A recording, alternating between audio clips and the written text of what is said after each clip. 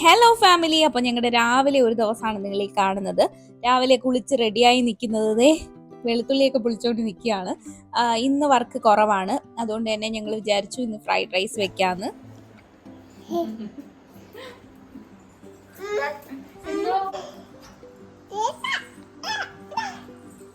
പിള്ളേര് 3 പേരും രാവിലെ തന്നെ ബഹളം തുടങ്ങിയിട്ടുണ്ട്. ചേട്ടാ ഡാ വാ എന്നൊക്കെ വിളിക്കുന്നുണ്ട്. നമ്മുടെ ഇതുട്ടോ ഭയങ്കര ക്യൂട്ടാണ് കേട്ടോ, ചേട്ടാ ചേച്ചി എന്നൊക്കെ വിളിക്കുന്നേക്കാൻ. അതിനിടയിൽ കുരുത്തക്കേടിനും കുറവൊന്നുമില്ല, എന്തൊക്കെയോ പറക്കി തരുന്നുണ്ട്. ഡാഡൊക്കെയാണ് കൂടുതൽ സാധനങ്ങളൊക്കെ കൊണ്ടുവന്ന് കൊടുക്കുന്നത്. എനിക്ക് തരും, എന്നിട്ട് ഓടിക്കളയും കേട്ടോ. ഞാൻ പിടിക്കാനായിട്ട് ചെല്ലണം. പിന്നെ ഈ കുറ്റിയൊക്കെ ഇടാനായിട്ട് നന്നായിട്ട് പഠിച്ചിട്ടുണ്ട്. കുറ്റി തിരികെ ഇടാനായിട്ട് അവൻ പഠിച്ചിട്ടില്ല, അതുകൊണ്ട് ഞങ്ങൾ പഠിപ്പിക്കുന്നുണ്ട്. അല്ലെങ്കിൽ ഒറ്റ കയറി കഥവെല്ലാം അടച്ചു കഴിഞ്ഞ് സീനാവുക. നമ്മുടെ സബ്സ്ക്രൈബർ ഒരു ചേച്ചി പറഞ്ഞ പോലെ തന്നെ ഡോറിനൊക്കെ മറ്റേ ലോക്ക് വല്ലതും വെക്കണം. അതാകുമ്പോൾ ഇവൻ പിന്നെ പണിയൊന്നും തരുമൊന്നും പേടിക്കണ്ട. അവർ 3 പേരും ഇവിടെ കുരുത്തക്കേടിലാണ്. ഞാൻ അവിടെ കാര്യമായിട്ട് സംഭവങ്ങളൊക്കെ പൊളിച്ചു വെക്കുകയാണ്. നമ്മുടെ മെയിൻ ഷെഫ് ഞാനല്ല കേട്ടോ, നമ്മുടെ സൂര്യനാണ് ഫ്രൈഡ് റൈസ് ഒക്കെ വെക്കുന്നത്. ഇവൻ ഉണർന്നിരിക്കുന്ന സമയത്ത് ഒരാൾ ഇവന്റെ കൂടെ തന്നെ വേണം, അതുകൊണ്ട് ഒരാൾക്ക് അറ്റ് എ ടൈം വർക്ക് ചെയ്യാൻ പറ്റത്തുള്ളൂ. അടുത്ത ആള് അവനെ നോക്കുകയായിരിക്കും, അല്ലെങ്കിൽ ഇവൻ എന്തെങ്കിലും ഒക്കെ ഒപ്പിച്ച് വെക്കും. ഇപ്പൊ തന്നെ ആലി ഇസു ഉറങ്ങുകയാണ്. അവരുടെ ലീഷ് ഇവിടെ എടുത്തിട്ടിരിക്കുന്ന ഇവൻ തന്നെയാണ് കേട്ടോ, എവിടെന്നോ എടുത്തോണ്ട് വന്നതാണ്. എന്നിട്ട് ആലി ഇവന്റെ പിറകെ നടക്കുന്നുണ്ട്. ഇവൻ എവിടെയോ കൊണ്ടുപോകുന്നതാണ് ആലിയുടെ വിചാരം. പിന്നെ ഞാൻ ഈ ഉള്ളി വറുക്കാനായിട്ടിട്ട് ഇപ്പൊ സൂര്യചേട്ടൻ എന്നെ കളിയാക്കുന്നുണ്ടായിരുന്നു, ഹോമം വേണം എന്നൊക്കെ പറഞ്ഞിട്ട്. കാര്യം എനിക്ക് പണ്ട് ഇത് ഭയങ്കര പേടിയായിരുന്നു, ഞാൻ ഓടിക്കളയായിരുന്നു ഇട്ടിട്ട്. പക്ഷെ ഇപ്പൊ എങ്ങനെ ഇല്ല. സത്യം പറഞ്ഞാൽ ഇതിടുന്നത് ബിരിയാണിക്കാണ്, പക്ഷെ നമ്മൾ fried rice mini fried rice ആണ്. ഫ്രൈഡ് റൈസ് ആണെന്ന് വെച്ചാൽ ഫ്രൈഡ് റൈസ് പ്ലസ് ബിരിയാണി നമ്മൾ ഉണ്ടാക്കുന്നത്. എനിക്ക് തോന്നുന്നു ഫ്രയാണിയാണ്. അങ്ങനെ പേരിട്ട് വയ്ക്കുന്നത് നമ്മളിതിന്. ഞാൻ അസിസ്റ്റന്റ് പരിപാടികളൊക്കെയാണ് ചെയ്യുന്നത്. ഇതെല്ലാം അരിഞ്ഞു വെച്ചു. ഇത് മാത്രമല്ലല്ലോ എന്റെ ജോലി. ഇതേ വേറൊരുത്ത ഇവിടെ നിൽപ്പുണ്ട്, ഇവനെയും നോക്കണം. ഇവനെ ഒറ്റയ്ക്ക് വിടാൻ പറ്റൂല. അങ്ങനെ പിന്നെ കുറച്ചു നേരം കഴിഞ്ഞപ്പോൾ ഇവനെ സൂര്യചേട്ടൻ ചെറുതായിട്ടൊന്ന് ഉറക്കി. ചെറുതായിട്ടെന്ന് പറയാൻ കാര്യം അധികം നേരം ഉറങ്ങത്തില്ല, അതുകൊണ്ടാണ്. പിന്നെ ഞങ്ങൾ രണ്ടുപേരും കൂടെ നിന്ന് സ്പീഡപ്പായിട്ട് എല്ലാ കാര്യങ്ങളും ചെയ്തു. അവൻ ഉണർന്നിരുന്നാൽ വളരെ ലേറ്റ് ആവും. കാര്യം അവൻ ഇടയ്ക്കിടയ്ക്ക് ഡാഡാ മമ്മ വിളിച്ചുകൊണ്ട് വരും, അങ്ങനെ ആകബഹളമായിരിക്കും. ഇപ്പം ഉറങ്ങി. ഇവന്റെ കൂടെ വേറൊരാൾ കൂടിയുണ്ട്, നമ്മുടെ ഇസ് ചേച്ചി. അവള് കാവല് കിടപ്പുണ്ട് അനിയന്റെ അടുത്ത്.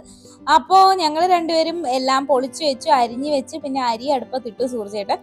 ഞാനാണേലും സൂര്യചേട്ടനാണേലും കല്യാണം കഴിഞ്ഞിട്ടാണ് കുക്കിംഗ് ഒക്കെ നന്നായിട്ട് ചെയ്യാൻ പഠിച്ചത്. എനിക്ക് അതിന് മുന്നേ എന്തെങ്കിലുമൊക്കെ അറിയായിരുന്നു, പക്ഷെ സൂര്യചേട്ടന് അങ്ങനെ ഒന്നും അറിയത്തില്ലായിരുന്നു. കാര്യം നമ്മുടെ അമ്മമാര് പിള്ളേരെ കൊണ്ടൊന്നും ചെയ്യിക്കത്തില്ലല്ലോ, അങ്ങനെയാണല്ലോ. പക്ഷെ സൂര്യചേട്ടൻ പുറത്തൊക്കെ പോയ സമയത്ത് ആള് തന്നെ കുക്കിംഗ് ചെയ്യാൻ ഇഷ്ടമുണ്ടായിട്ട് പഠിച്ചതാണ്. പിന്നെ ഞങ്ങളുടെ കല്യാണം കഴിഞ്ഞ് ഞങ്ങൾ മാറിയതിന് ശേഷം സൂര്യചേട്ടൻ എല്ലാ കാര്യങ്ങളും ഒരുമിച്ചാണ് ചെയ്യുന്നത്. ആളൊരു പക്ക ജെന്റിൽമാൻ ആണെന്ന് ഞാൻ പറഞ്ഞു. എൻ്റെ ഭർത്താവിനെ പറ്റി ഞാൻ പുകഴ്ത്തി പറയുകയാണെന്ന് നിങ്ങൾ വിചാരിക്കും, പക്ഷെ ആണ്, അങ്ങനെയാണ്. എന്തായാലും ഞാൻ അവിടെ ക്ലീനൊക്കെ ആക്കി ഇടയ്ക്കിടയ്ക്ക് കുറച്ച് പാത്രങ്ങൾ കഴുകി വെച്ചു, അല്ലെങ്കിൽ എല്ലാം കൂടി നിറഞ്ഞു കിടക്കും. പിന്നെ ഒന്നും കഴുകാൻ തോന്നാതെ അവിടെ തന്നെ കിടക്കും വൈകിട്ട് വരെ. അതുകൊണ്ട് ഇടയ്ക്കിടയ്ക്ക് വന്ന് ഞാൻ ക്ലീൻ ചെയ്യുന്നുണ്ടായിരുന്നു. അപ്പോഴേക്കും സൂര്യചേട്ടൻ മട്ടൻ കറിയൊക്കെ കുക്കറിലാക്കി കേട്ടോ. കുക്കറിലാണ് കേട്ടോ മട്ടൻ കറി വെക്കുന്നത്. പിന്നെ ഞാൻ മറ്റേ നമ്മുടെ ബീൻസ്, ക്യാരറ്റ്, കാഷ്നട്ട് അതൊക്കെ വറുക്കുകയായിരുന്നു നെയ്യിൽ.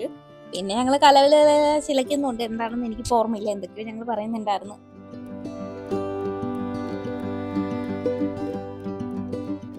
ഇതിനെല്ലാം സാക്ഷിയായിട്ട് എൻ്റെ ആലിമോ അവിടെ തന്നെ ഇരിപ്പുണ്ട് കേട്ടോ. ആലിമോ മാത്രമല്ല, ലിസി ചേച്ചി ഉണ്ട് അവിടെ അപ്പുറത്തുണ്ട്. അപ്പോഴേക്കും ഒരുത്തൻ ഇവിടെ ഉണർന്നിട്ടുണ്ട്. അപ്പം ഡാഡ അരി അടയ്ക്കുന്നതൊക്കെ ഇവൻ നോക്കുകയാണ്. പിന്നെ ഞാൻ ഇവനെ കൊണ്ടുവന്നിട്ട് പഴം കൊടുത്തു. ഉറക്കി എണീറ്റല്ലേ, വിശക്കുന്നുണ്ടായിരിക്കുന്ന പഴം കൊടുത്തു. പിന്നെ ബ്രസ്റ്റ് ഫീഡ് ചെയ്തു.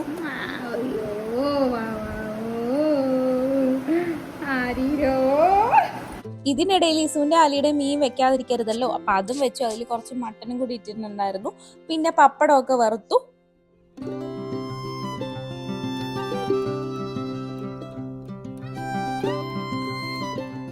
ഞങ്ങൾ രണ്ടുപേരും കിച്ചണിലിരിക്കുന്ന സമയത്തൊക്കെ ഇവർ നല്ല ഉറക്കമായിരിക്കും. രാവിലെ തൊട്ടൊരു ഉച്ച വരെ രണ്ടുപേരും നല്ല ഉറക്കത്തിലായിരിക്കും. അതിനുശേഷമാണ് നന്നായിട്ട് ആക്റ്റീവ് ആവുന്നത്.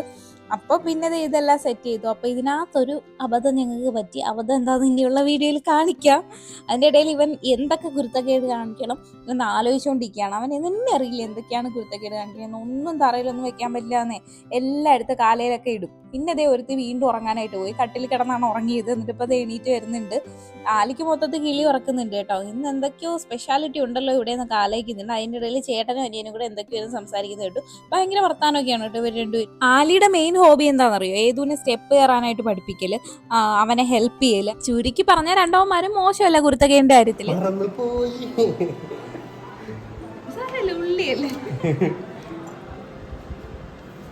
എല്ലാം പെർഫെക്റ്റ് ആയി ചെയ്ത് കഴിഞ്ഞാൽ നിങ്ങൾക്ക് ഇനി കുക്കായിട്ട് പോവാം, ഷെഫായിട്ട് പോവാം. ഇപ്പൊ ഇതല്ലേ പറ്റൂ, ലെയറായിട്ട് സെറ്റ് ചെയ്യാനല്ലേ.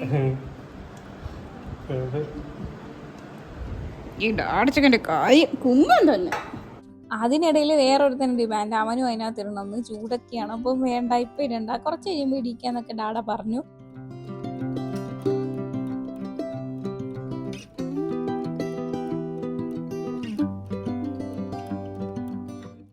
കുറെ നേരം ആയല്ലോ, ഇതുവരെ ആയില്ല ഇവരുടെ കറിയെന്ന് ചോദിച്ചുകൊണ്ടാണ് ആലി ഇറങ്ങി വരുന്നത്.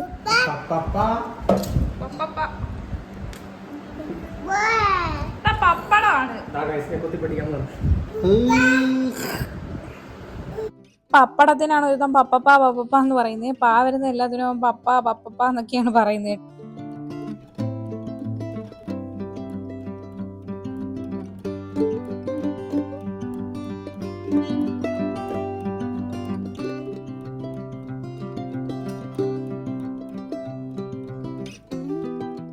ഇസു ആലി രാവിലെ ഡോഗ് ഫുഡ് ലേറ്റ് ആയിട്ടാണ് കഴിക്കുന്നത്. അതുകൊണ്ട് തന്നെ അവർക്ക് ഫുഡ് കഴിക്കണമെങ്കിൽ ഒരു 2-3 മണിയാവും കേട്ടോ. അതുകൊണ്ടാണ് ഇപ്പം ആദ്യം അവർക്ക് കൊടുക്കാത്തത്. ഞങ്ങൾ കഴിച്ച് കഴിഞ്ഞിട്ടേ കൊടുക്കും. അതുകൊണ്ടാണ് അവർ വരികയും ചെയ്യാത്തത്. അവർക്ക് വിശപ്പായിട്ടില്ല ഒട്ടും. അപ്പം ഞാൻ കഴിച്ച് നോക്കി, നല്ലതായിരുന്നു കേട്ടോ.